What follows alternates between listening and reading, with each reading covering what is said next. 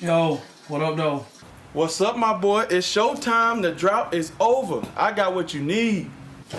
Man, for real, straight up. Man, you know how long I've been waiting? What's up with you? Yeah, I'm good though. I'm on over here. What you trying to do?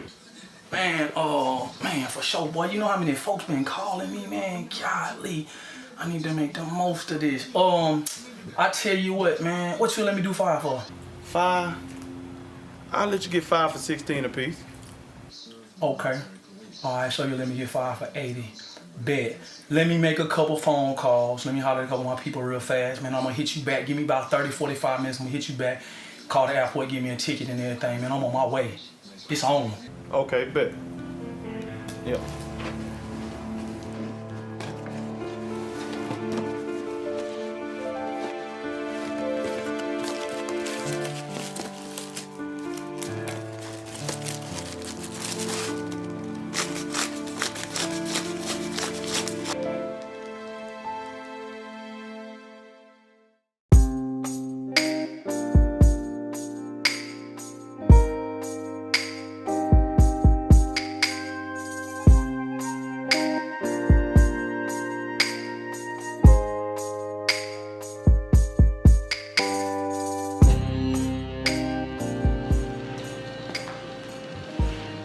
Hello?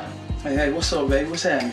Oh, hey, babe. Nothing missing. Yeah, I know, man. Guess what, though, baby? You ain't got to miss me no more longer, because I'm on my way to you. Check this out. This is what I need you to do. I'm getting ready to head y'all way, right? I'm flying in, and your brother gonna pick me up from the airport. From there, we going to handle our business. And when we finish, I'm gonna need you to come pick me up. You go grab us something to eat, go get us a room. And then later on tonight, I need you to take me to the bus station so I can catch me a ride back to Alabama. I got you, baby. Alright, man. Bye.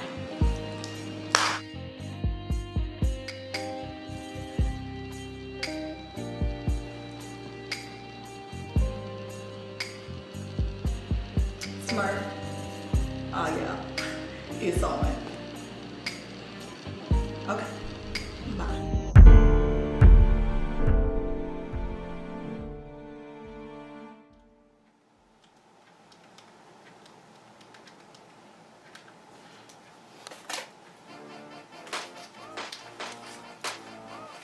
Yo, fat, what's up with you?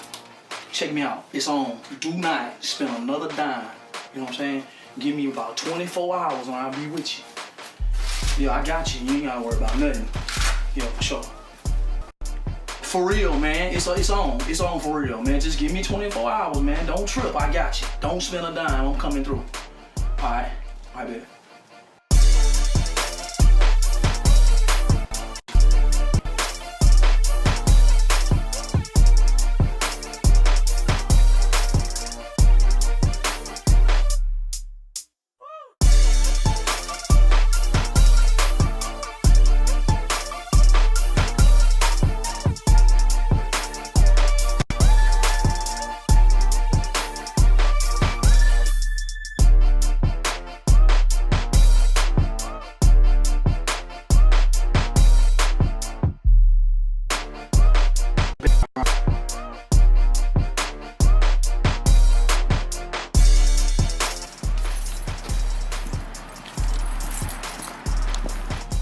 Hey, yo, Butch. What up, dog? What up, though, youngster? What's happening? I see you working, boy.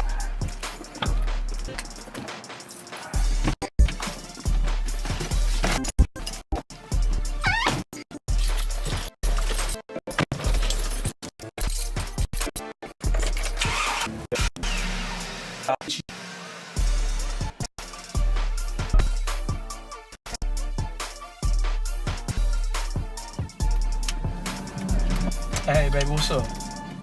Hey, what you doing? You alright? Yeah.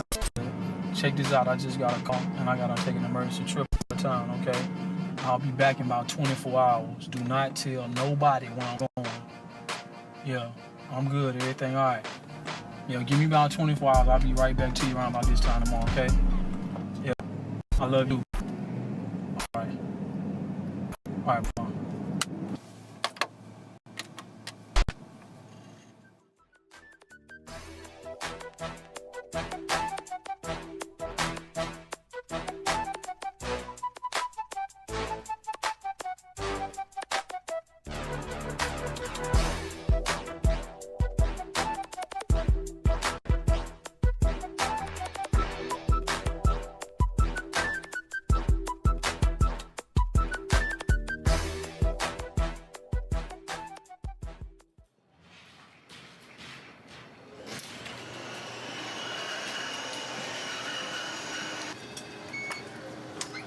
How are you today, sir?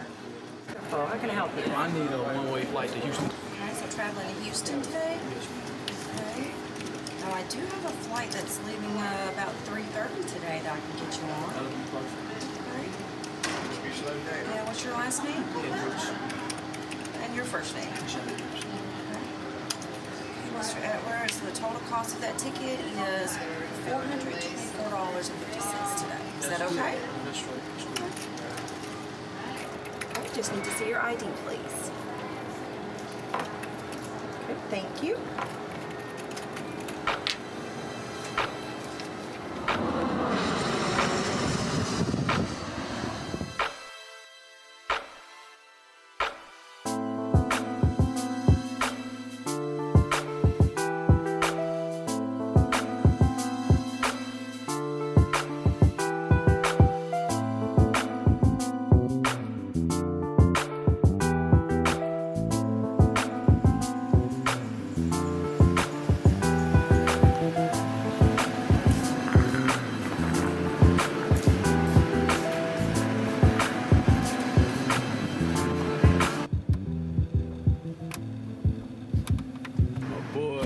What's up? What's happening, boy? What's up, boy? You alright? Yeah, I see you made it. Ain't no question, man. Yeah. You know I have to make what? Alright. Ain't no man. What? Man, let's do this. You ready?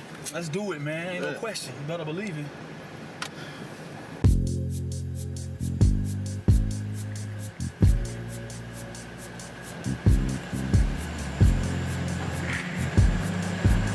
Smurf, you good? I'm just chilling, man. You know how I do. Oh, everything cool, ain't it? Yeah, what's going on in your way? Oh, we good, man. We just waiting for him to get on. Yeah, you know, I'm straight my way, though. Yeah, no. Man, I've been trying to call Stephanie, man. She ain't answering the phone. I wonder what she up to. Call her. She should be there. Last time I talked to her, she was at the house. Hell, man. She's supposed to be calling me. You know she coming to get me later on. Man, God, leave this money pinching me, man.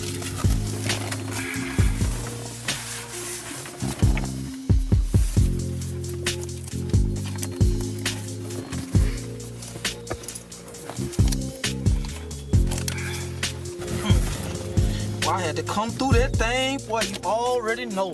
I had to come through that thing, boy. Get through there. Yeah. Yeah, man.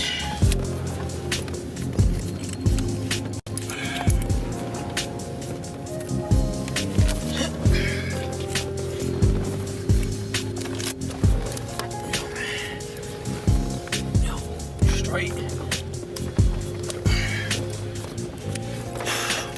Probably be getting back with you, man. Probably next 3 days. It probably ain't gonna take long. I got so many folks waiting on me and this and that. So all you gotta do, man, is just wait on my call just soon as. Yeah.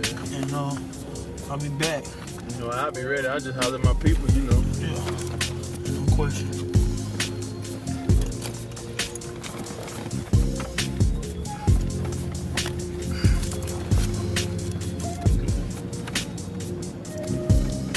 She still ain't answering, man. I don't know what's up, man.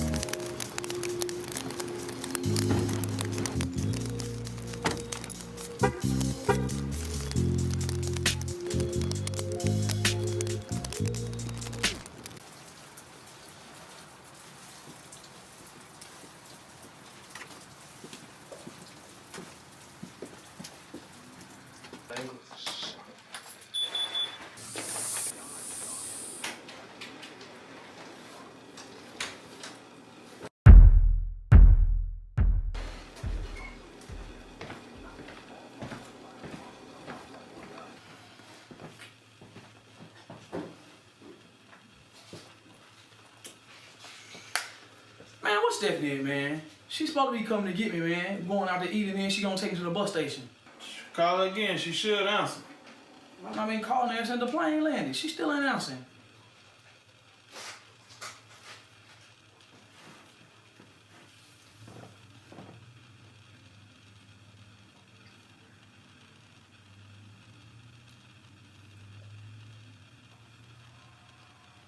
Man, she still ain't answering, man. God, let me pee, man.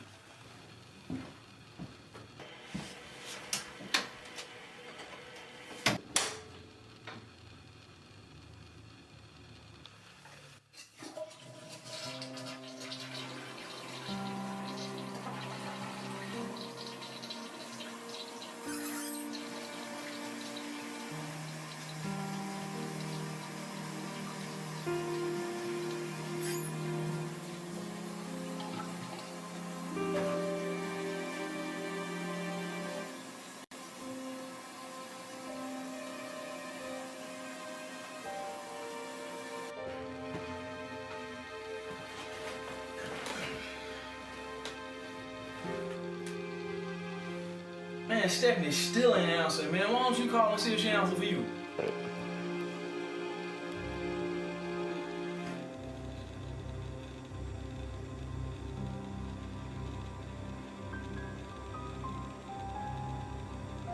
She ain't answering for me neither.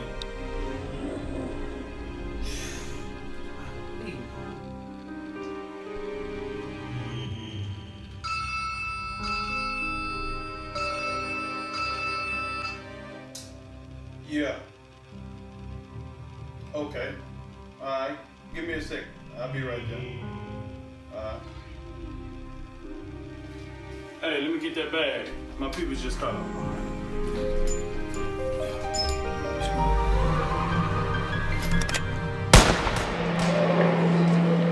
Man! I keep having nightmares about this stuff, man. God!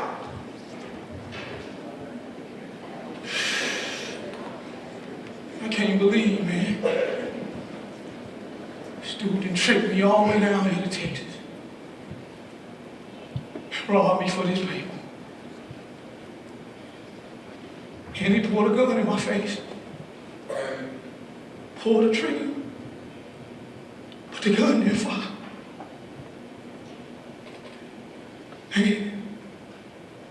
Maybe I need to pray.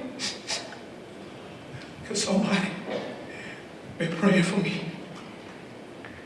But what I'm going to pray for, man? All this dope I'm selling, man, I know God ain't hearing none of my prayers. Maybe I need to go to church. What if I go to church? As soon as I walk into church, everybody gonna turn around, they gonna see me, they gonna start whispering, psst, psst, psst, psst. They gonna butch, they gonna butch. And the preacher gonna come in. He gonna see me. He gonna start preaching about drug dealing. And when everybody leave the church, gonna start talking about me, gonna start talking about everybody else. Reason why they talking about me?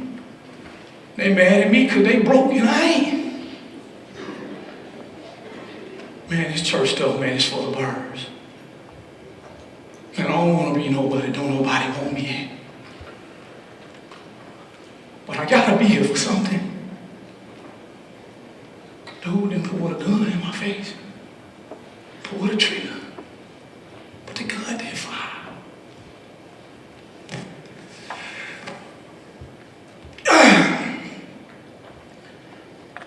But what I'm gonna do? Ain't got no college degree. Ain't got no trade. I mean, I can't work for no $10, $12 an hour. I got $5,000 for bills every month. Got a daughter. Right now, I can give her anything she asks for. I ain't had that when I was growing up. Got a brother. He's sitting in prison right now with life without parole. And if I don't take care of my brother, he might kill himself. Every time I look around, mama got her hand out. Aunties got her hand out. Uncles got their hand out. What about my partners in the streets? So many people depending on me. What about my girl, man? I wonder if I get this game up, man. I really, really wonder if my girl can handle it. She the only person that had never believed me. She always believed in me and told me I can do anything. But if I come down from the top of the mountain, I wonder can she really handle it? I want to get this stuff up, man. I'm tired. But I might as well just be real with myself too, though. I like grinding. I like fine dining. I like wearing the best. Love driving the best. Love going from city to city, state to state. Got a woman in every city I go to. Then the game need me because, man, can't nobody do it like me. Man, what if the gun would have went off in my face, though, man? Maybe I need a vacation. Turks and Caicos, Jamaica, Bahamas, or somewhere like that. Maybe I just need to go somewhere, get my mind right, figure out another strategy, just to figure out how not to get myself in a position like this. And I ain't had no business trusting that dude like this, no way. You'll be all right, boy. You're gonna be cool. You'll make it over.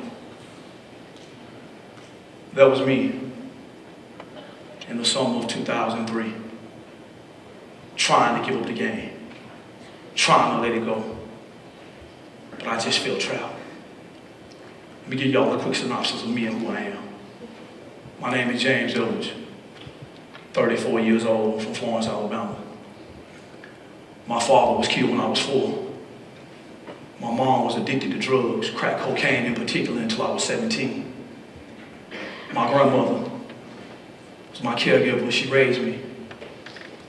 When I was 9 years old, she started having heart failure. When I was 12, she died. Moved in with my mom.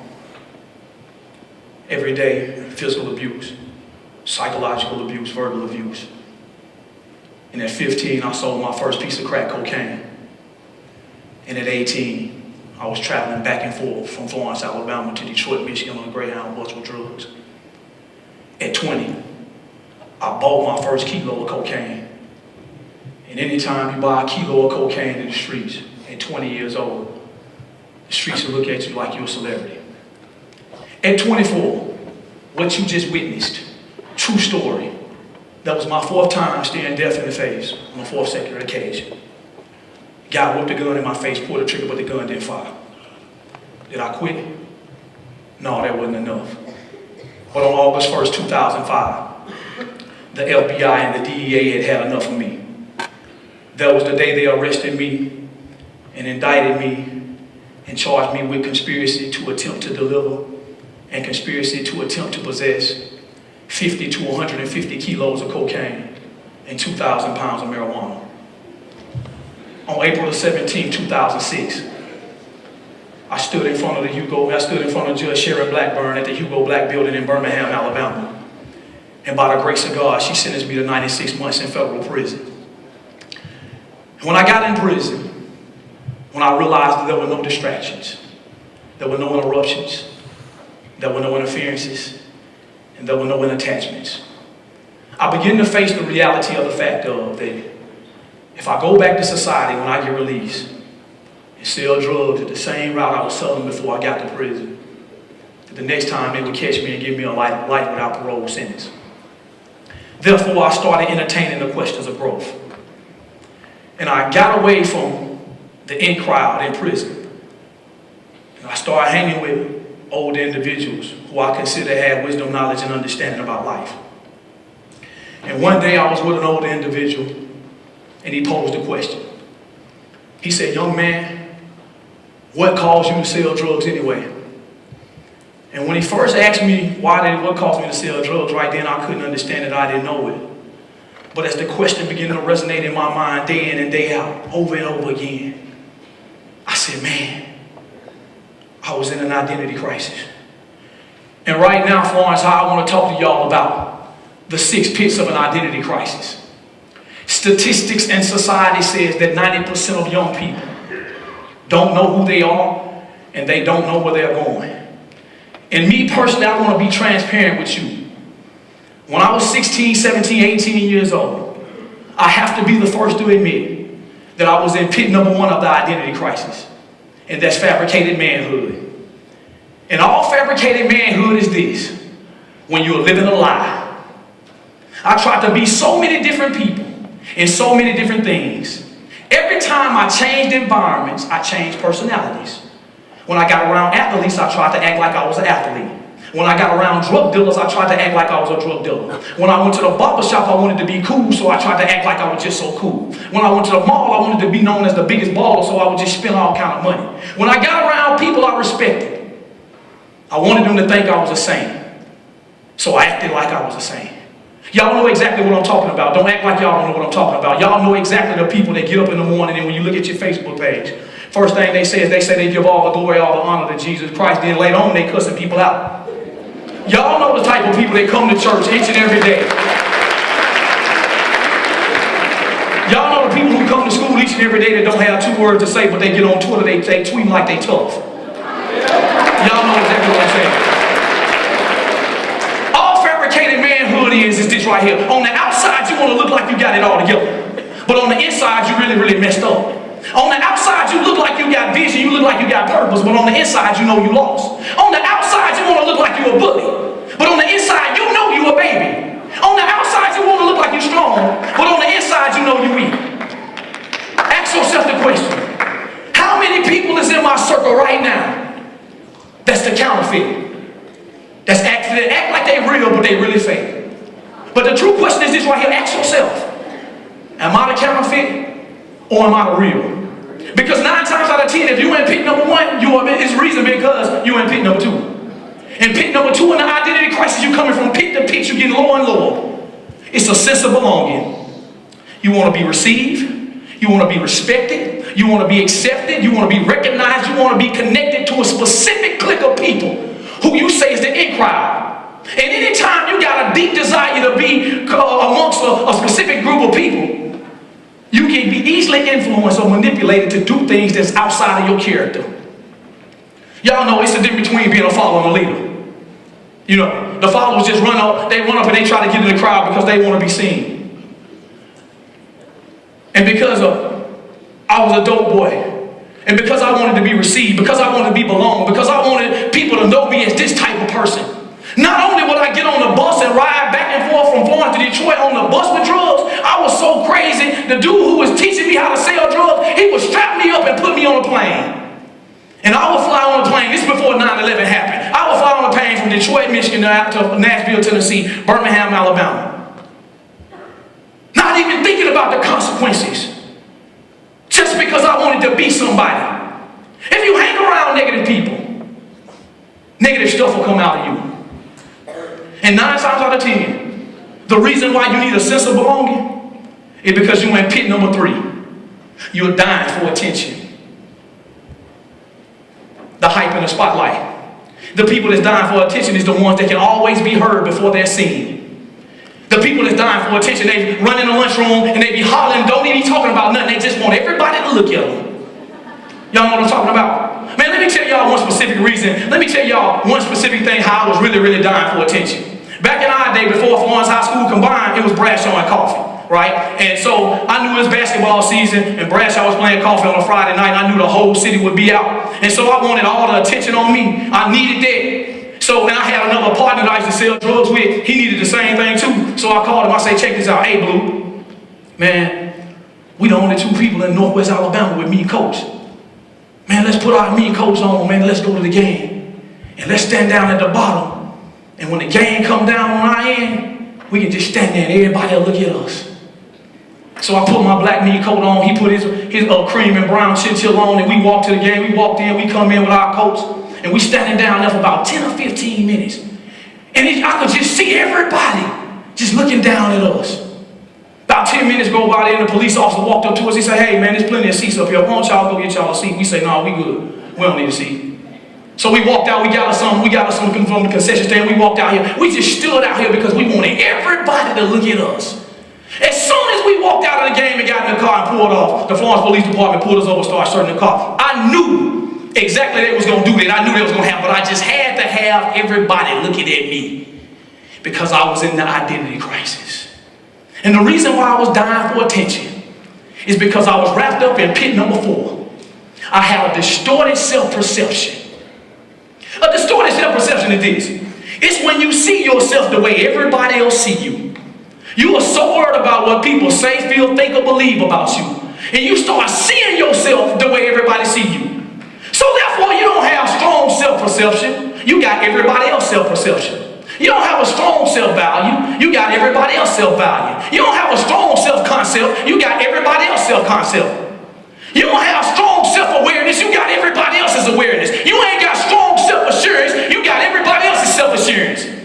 You ain't got strong self-belief because you got everybody else's self-belief. No strong self-confidence because you got everybody else's self-confidence. Everything you do is predicated on somebody else's thoughts. Because you wrapped up in an identity crisis. And pit number 4 always leads to pit number 5. This is what I used to say. And if you find yourself saying this, consider yourself in the identity crisis. A mind of excuses. If my mom wouldn't have been on drugs, if I would have had somebody to love me like my grandmother loved me after she died, if I would have had a father figure in my life, if I would have had somebody else to raise me, if Coach West would have gave me more time on the basketball court, if I would have been 6'6", maybe I could have got a Division I scholarship. If I would have made better grades, maybe I would have gotten accepted to college. If I would have never been introduced to drugs, maybe my life wouldn't be this way. If I had a stronger self, if I had a stronger work ethic, maybe I'd be a better person. If I wouldn't have did this, if I wouldn't have did that, if I wouldn't have did that, let me tell y'all something. No matter what happened to me in my life, I'm not the only one that grew up with situations like this. So I had to tell myself in prison, I can either make an excuse or I can make a way. Because guess what? All these excuses I kept baptizing myself in, I wasn't doing nothing but lead myself into the blame game. I started blaming everybody else for every situation, everything that took place for me when I was wrapped up in prison. But it hit me like a ton of bricks one day. Some said to me, when is the day you're going to take full responsibility for your actions? I understand your mom may have not have been the greatest mom, but you made the choice. I understand right now that your dad got killed was for, but nobody made you stay. Nobody put no gun in your head to make you sell drugs. You made the choice. I understand it was a specific group of people that you wanted to love you, but guess what? You made the choice. And inside the choice is the consequences and the penalty that had to be paid. But if you continue to make excuses, all the excuses is nails to build your house of failure. Because when you keep making excuses, and you get to our age, you get up in time, 25, 26, 27, 28, especially for you athletes that's been good, first thing you'll start saying is, I remember when I was this. I remember when I was there.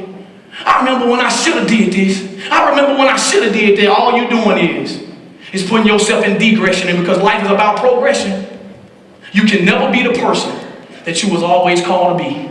Simply because you have fell down into the worst pit of all time. Pit number 6. Self-rejection. These are the people that are in pit number 6 in self-rejection. It's the worst of all right here. When they say this right here, I just don't give them. They got an apathetic attitude and they say to themselves, if don't nobody else care about me, why should I care about myself? They wrapped up in self-hatred, self-defeat, and they walking into self-destruction. It's because they wrapped up in the identity crisis. And right now, when a person gets to pit number 6, the acronym for PIT stands for a place in trouble, a place in tragedy, and a place in torment. But Florence High School, I did not come here to talk about the problem. I came here to talk about the solution. It's one word that will snatch you out of the identity crisis. It's one word that led your president from law school to being a senator, and from senator being the United States president. It's one word that sent Coach DeBose right down here from Montgomery to come up here and say, we will win a state championship. It's one word that'll resurrect your mentality. It's one word that took a small city drug lord out of prison to be a motivator of motivators, and everybody gonna have to hear. Vision.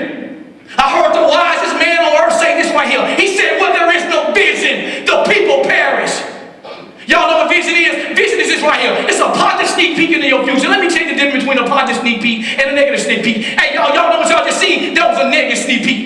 I used to do that day in and day out, money in and money out. I would lie on my bed, I would envision it myself, I would get the money, I would go down here and make the cocaine deal. I knew who I was going to sell it to, I knew how it was going to happen. It happened just like I laid down and seen it.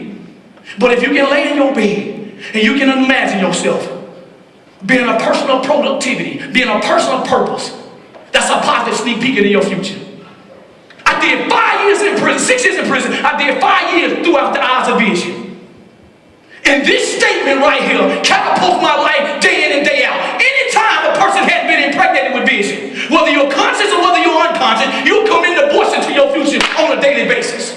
Can I say it one more time? Anytime you have conceived where you want to go,